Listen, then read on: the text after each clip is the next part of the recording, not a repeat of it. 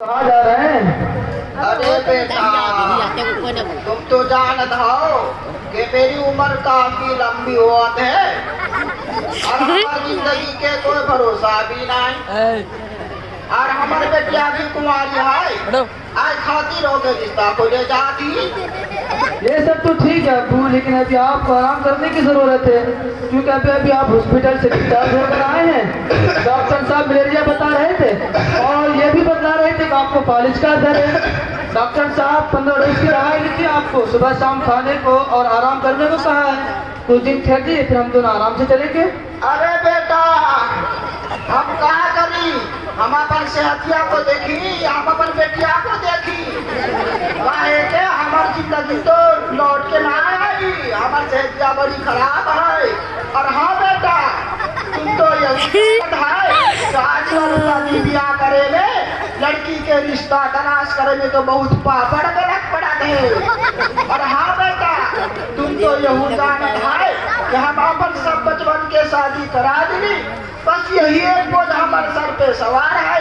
हम चाहते हैं कि अहू के शादी करा दी।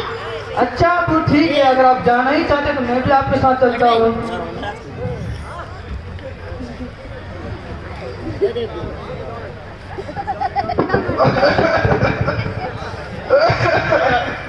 अरे रफीक भाई, कहाँ जा रहे हैं? बहुत परेशान नजर आ रहे हैं। अरे भैया, तुम तो जानत हो कि हमारे बेटिया कुंवारी है और हमारी जिंदगी के कोई भरोसा भी नहीं। आए खातिर हम चाहती हैं कि अपन जीता जी में कहूँ के शादी करा दी। व्हाट अ कोइंसिडेंस यार, क्या अजीब इत्तेफाक है भाई। मैं अपने बेटे के रिश्ते की तलाश में निकला हूँ। ऐसा लगता है कि इंशाअल्लाह आज हम दोनों की मुराद पूरी हो जाएगी। आइए बैठकर बातें करते हैं। अरे भैया, इधर उधर की बात तो हुआ की रहेगी, उसके लिए तो पूरी जिंदगी बाकी है। हम चाहती हैं कि पहले ये तय कर लें कि शादी ब्याह में काले जिंदगी, ताकि हम बहू के तैयारी में लग जाए।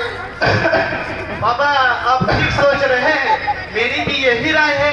अच्छा, तो आप जहेज में क्या क्या सामान देंगे बता दीजिए, ताकि इसी वक्त अंदाजा हो जाए। क्योंकि गुज़िश्ता साल मेरे बड़े बेटे की शादी हुई थी, उसमें बहुत कीमती साजो सामान मिले थे, मसलन मोटरसाइकिल, फ्रिज वगैरह वगैरह। और भला बेटियों की कीमत में गिरानी क्यों ना आए, जबकि बेटे तो बहुत मन्नत से पैदा होते हैं। अरे भैया, इससे अच्छा होता कि हम तो ऐसे मिलते ही ना, हम जाती। अरे बाबा रुकिए, नाराज क्यों हो रहे हैं आप? तो इसमें खुश होने वाले कौन सी बात है? छोड़ा हमको तू से बात ही ना करनी। चल बेटा, दूसरा रिश्ता दिखा दी।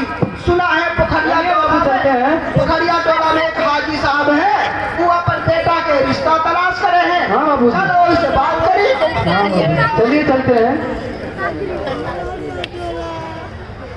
ए लड़के, इधर आओ। तुम्हारा नाम क्या है? अच्छा बाबू, वो हाजी लालची और चौधरी मकूदर साहब को जानते हो? जी हाजी लालची साहब, अरे उसको कौन नहीं जानता, वो तो बहुत मशहूर और मारूफ आदमी है। वो जो कुर्सी में दो साहब बैठे हुए हैं ना, उनमें से एक चौधरी मकूदर साहब और एक हाजी लालची साहब है। ठीक है, हम दोनों से मुलाकात कर लेते हैं। हाजी साहब सलाम वालेकुम। चौधरी मकूदर साहब सलाम वालेकुम। वालेकुम अस्सलाम। वालेकुम सलाम व रहमतुल्लाह। अरे बेटा, कुर्सी उर्सी लाओ, देखो मेहमान साहब आए हैं।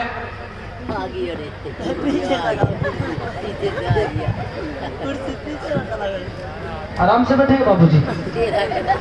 हाँ, तो आप बतलाइए कहाँ से आए हैं और किस गर्ज से आए हैं?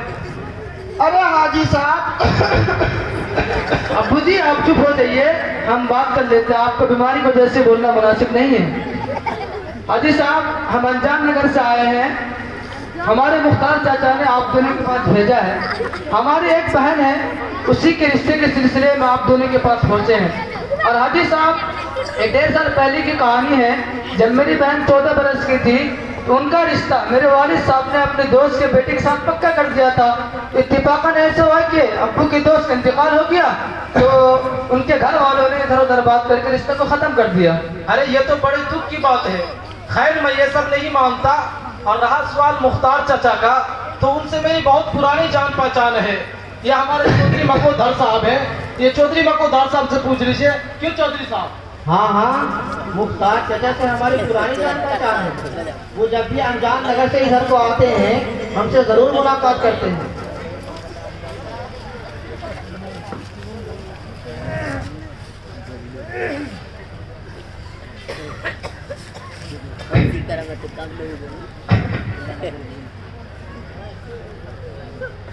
वो बहुत ही अच्छा आदमी है। जब वो अच्छे हैं तो इसके खानदान वाले भी अच्छे होंगे। और हाजी साहब, आप इनसे रिश्ते की बात कर लें, क्योंकि ये अनजान नगर से आए हैं और अनजान नगर बहुत ही अच्छा गांव है और रोड से मिला हुआ है।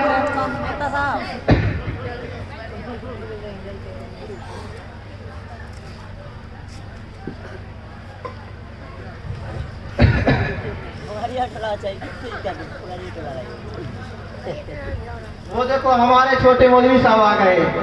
आइए आइए मौलवी साहब, यहाँ रिश्ते की बात चल रही है। अल्हम्दुलिल्लाह अल्हम्दुलिल्लाह, मैं सही वक्त पर पहुंचा हूँ। आप लोग रिश्ते की बात कीजिए, चलो हम भी गवाह हो जाएंगे। चौधरी मकोदर साहब, आप इनसे वो सारी बातें बता दीजिए जो कल हमारे नारायणपुर वालों के दरमियान हुई थी, कि क्या ले रहे थे और क्या दे रहे थे। सारी बातें इनसे बता दीजिए कि लेन देन का मसला क्या है, क्या लेना है, क्या देना है। आप इनसे पहले बताइए। तो सुनो बेटा, अभी परसों की बात है, एक रिश्ता नारायणपुर से आया था। रिश्ते जो बहुत आते हैं।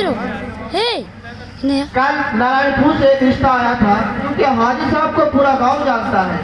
ये बड़े नामी आदमी हैं।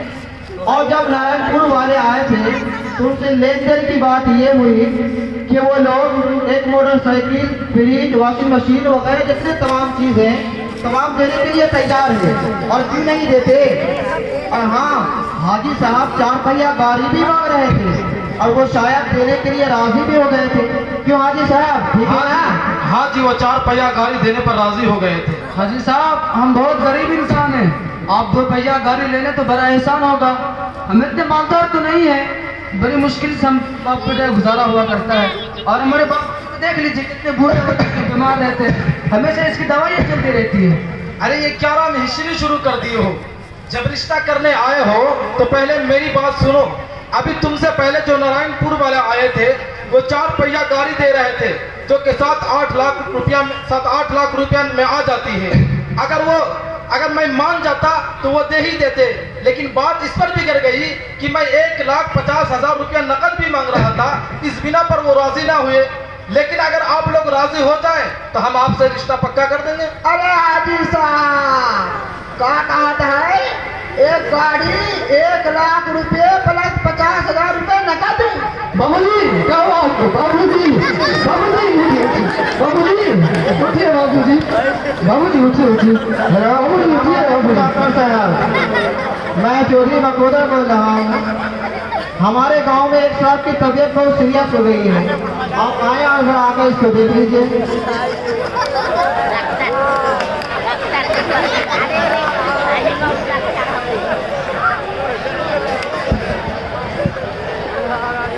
क्या हो गया इन्हें? डॉक्टर साहब, यहाँ शादी की बात चल रही है तो हाजी साहब ने कुछ दहेज के बारे में बात की थी, इसी की सुनकर बाबूजी का टेक आ गया।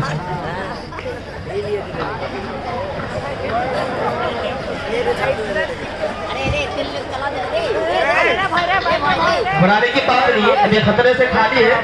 मैं कुछ दवाई लिख देता हूँ, मेडिकल स्टोर से ले आना।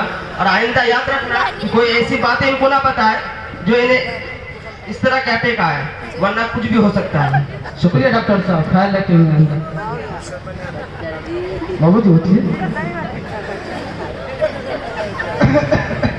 आपने देख लिया चौधरी साहब, आपको क्या मालूम है अटैक किसको कहते हैं? अटैक कहते हैं कि कोई चीज अपने मामूल के मुताबिक अमल करना बंद कर दे। और अब तो आपका कलेजा ठंडा भी हो गया होगा और आपकी लालच का गोदाम भी भर गया होगा। लेकिन याद रखिए चौधरी साहब, नबी करीम सल्लल्लाहु अलैहि वसल्लम की एक बात को, अल मुस्लिम अखुल मुस्लिम, कि मुसलमान एक दूसरे मुसलमान का भाई है। अल मुमिनु मिरअतुल मुमिन, एक मोमिन दूसरे मोमिन का आईना है। और एक हदीस है जिसका मफहूम ये है कि अगर एक मुसलमान दूसरे मुसलमान को जलीलो ख्वार करे, समझो कि अपना ठिकाना जहन्नुम में बना लिया है। और आप हाजी साहब, आपने तो हदी कर दी। अरे आप हाजी साहब को कुछ तो शर्म करो, आपने शादी को मजाक बना रखा है, शादी को मुश्किल तरीन मसला बना दिया है। ऐसा लग रहा है कि आप अपने बेटे की शादी नहीं कराने जा रहे हैं, ऐसा लग रहा है कि आप अपने बेटे को बेचने जा रहे हैं, आप अपने बेटे का सौदा करने जा रहे हैं। अरे हाजी साहब कुछ तो शर्म करो मेरे भाई। अरे मौलाना साहब, लड़के की परवरिश करने में कितना वक्त लगता है और कितनी मेहनत लगती है। इतना बड़ा था जब पैदा हुआ था, तुम्हें क्या पता मौलाना? तो क्या लड़की इतनी बड़ी पैदा होती है? क्या उनके माँ बाप उनको मेहनत से नहीं पालते? ऐसा नहीं है, बल्कि आज के इस पुरफितन दौर में, आज के इस माहौल में लड़की के बनिस्बत लड़कियों को पालना बहुत मुश्किल काम हो गया है। अरे मौलाना साहब, हमने उन्हीं चीजों का मुतालबा किया है जो आमतौर पर दी जाती है और जिनके देने का रिवाज है। रिवाज तो आप जैसे दुनियादारों ने बना रखा है। क्या नबी अलैहिस्सलाम के जमाने में तरीका राइज था? क्या आपके सहाबा के दौर में तरीका राइज था? नहीं, हरगिज़ नहीं। नबी करीम के जमाने में लड़कियों पर शादियों में शर्म कोई खर्च ही नहीं है। जो भी खर्च है वो लड़कों वालों पर है, यानी वलीमा में। लेकिन आज तो उल्टी गंगा बह रही है। और मैं सुनने में आ रहा है कि आपने एक बुलेट का भी मुतालबा किया है। जब आपको बुलेट चलाने का इतना ही शौक है तो आप अपने पैसों से क्यों नहीं खरीद लेते कि इस बेचारे से भीख मांग रहे हैं? अरे मौलाना साहब, हम गाड़ी कहाँ से खरीद सकते हैं? हम जो कुछ कमाते धमाते हैं उससे हमारे घर का खर्च ही पूरा नहीं होता, हम उसी में परेशान रहते हैं। और वो जो हमारा बड़ा वाला बेटा है वो तो बिल्कुल लापरवाह और निकम्मा है। वो कुछ कमाता धमाता तो है नहीं, और अगर कुछ कमाता धमाता है भी तो वो नेट वगैरह में खत्म कर देता है। तो हम गाड़ी कहाँ से खरीदें? जब आप अपनी परेशानी की वजह से एक बुलेट नहीं खरीद पा रहे हैं तो क्या इन चाचा के पास एजेंसी है से इससे मांग रहे हैं? अरे भैया सुना, हम तो सही बता दी कि हमारे पास तो एक साइकिल है तो पैसा नहीं, गड़िया के नाम सुन के तो हमको चक्कर होता है। अफसोस है आप जैसे लोगों पर कि जिनके पास साइकिल देने की ताकत नहीं है, आप उनसे एक गाड़ी का मुतालबा करते हैं। यही वजह है कि आज के बूढ़े माँ बाप, आज के बूढ़े बाप अपने बच्चों की शादियों के फिक्र में कमाने पर मजबूर है। इसी पर किसी शायर ने क्या खूब कहा है कि रहने सहने का जब से मेरा ठिकाना हो गया, न जाने क्यों दुश्मन तब से मेरा जमाना हो गया। और लड़कियों की शादियों के फिक्र में एक बूढ़ा बाप कल बैरिया से दिल्ली कमाने के लिए रवाना हो गया। उम्मीद है कि मेरी बात आपको समझ आ गई होगी। अच्छा मौलाना साहब, ये सब छोड़िए, मुझे आपसे चंद सवालात करनी है। अगर आपने हमारे सवालात का जवाब सही दे दें तो हम आपकी बात पर अमल करेंगे। तो मेरा सवाल ये है कि मौलाना साहब, जहेज का मुतालबा करना कैसा है, और अगर लड़की वाला खुशी से देना चाहे तो वो देना कैसा है? और मौलाना साहब ये भी बता दीजिए कि बारात कब और कैसे इजाद हुई? देखो बाबू, ये सब बड़े बड़े सवालात हैं। मैं यहाँ एक तालिब इल्म की हैसियत से आया हूँ। इसका जवाब देने के लिए मैं इस मदरसे के उस्ताद मोहतरम मौलाना अतहर साहब को बुलाना चाहूँगा। वो आएंगे इंशाल्लाह, आपको आपके सवालात का उनके पास जवाब मिलेगा। मैं अभी फौरन बुलाता हूँ। हेलो, अस्सलाम वालेकुम मौलाना साहब, खैरियत से हैं? तो मौलाना साहब, क्या बात? मेरा सवाल ये था कि जहेज का मुतालबा करना कैसा है, और अगर लड़की वाला खुशी से देना चाहे तो वो देना कैसा है? और मौलाना साहब ये भी बता दीजिए कि बारात कब और कैसे इजाद हुई? देखिए, आपने जो सवालात किए हैं ये बहुत बड़े बड़े सवालात हैं। इनकी तफसील में अगर मैं जाऊं तो घंटे बीत सकते हैं, लेकिन मैं कोशिश करूंगा कि आप सवालात का मुख्तसर सा जवाब दूं ताकि मैं इन सवालात का मुख्तसर सा जवाब दूं ताकि आप इन्हीं जवाबात से मुतमईन हो जाएं। तो देखिए मेरे भाई, आपका सबसे पहला सवाल था कि जहेज का मुतालबा करना कैसा है। जी, शरअन तो जहेज का मुतालबा करना सरासर नाजायज और हराम है, और लड़का वालों का लड़की वालों से इस तरह भीख मांगना घटियापन है। जबकि आप सल्लल्लाहु अलैहि वसल्लम ने इरशाद फरमाया कि जिस हदीस का मफहूम ये है कि जो शख्स किसी से अपने माल की लालच में शादी करेगा, लम यज़िदिल्लाहु इल्ला फ़क़रा, अल्लाह उसे बिल्कुल फ़कीर बना देगा। ये तो दीनी नुकसान था, लेकिन दीन के साथ साथ दुनियावी नुकसान भी इसमें भरे पड़े हैं। आप लोगों ने एक क्लिप सुना होगा जो आयशा के नाम से वायरल हो रही थी, जो अहमदाबाद की रहने वाली थी, उन्होंने साबरमती नदी में कूदकर जान दे दी। उसकी वजह क्या थी? उसकी वजह भी यही जहेज थी। 2018 में उनकी शादी हुई, उनका शौहर जहेज न मिलने की बिना पर रोजाना उन्हें लान तान करता था। फिर आखिर वो लड़की मजबूर होकर और एक तरफा मोहब्बत का शिकार होकर साबरमती नदी में कूदकर जान दे दी। मेरे भाइयों, अगर इस रस्म को बंद ना किया गया, आज आयशा ने जान दी है, कल आपकी बेटी जान देगी। अल्लाह तबारक व तआला हम सबको इन बातों पर कहने की अमल से तौफीक अता फरमाए। और आपका दूसरा सवाल था कि बारात की इजाद कब और कैसे हुई।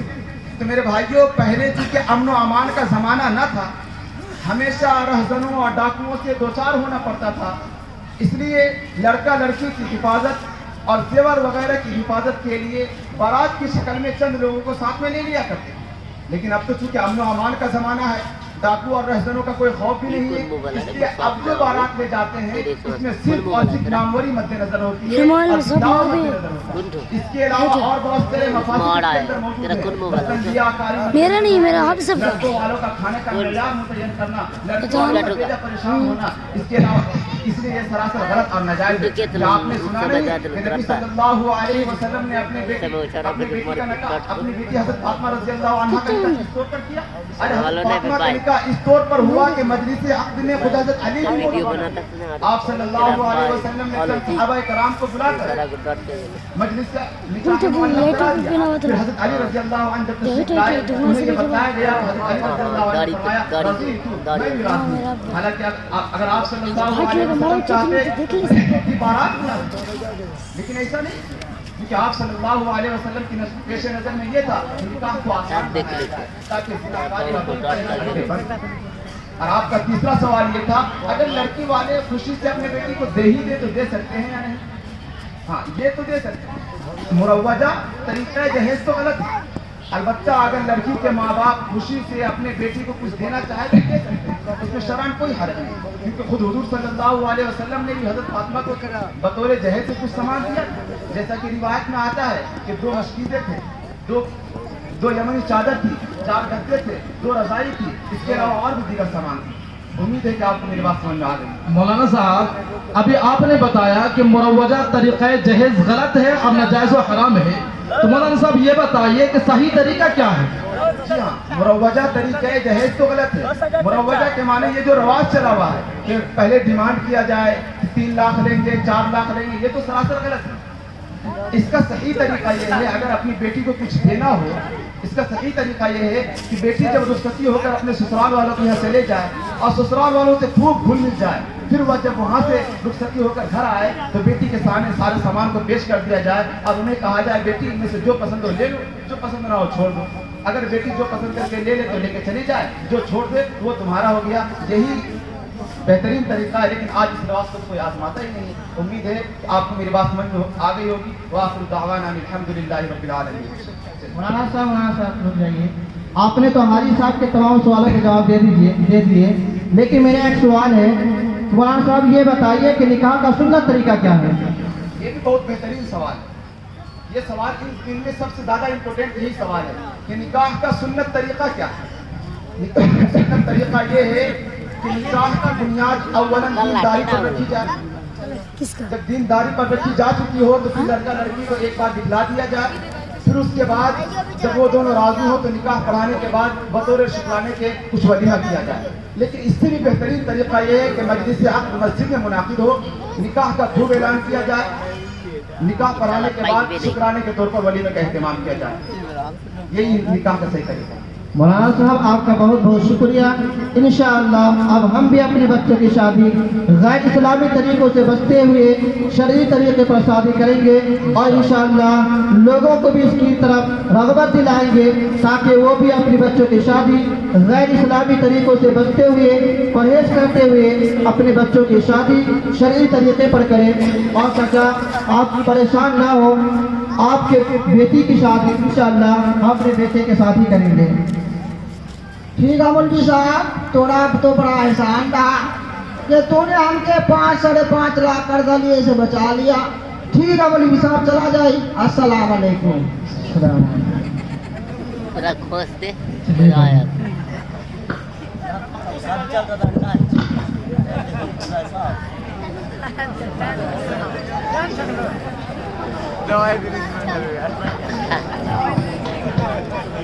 वीडियो बना ले। बहुत खूब माशाल्लाह, बहुत खूब।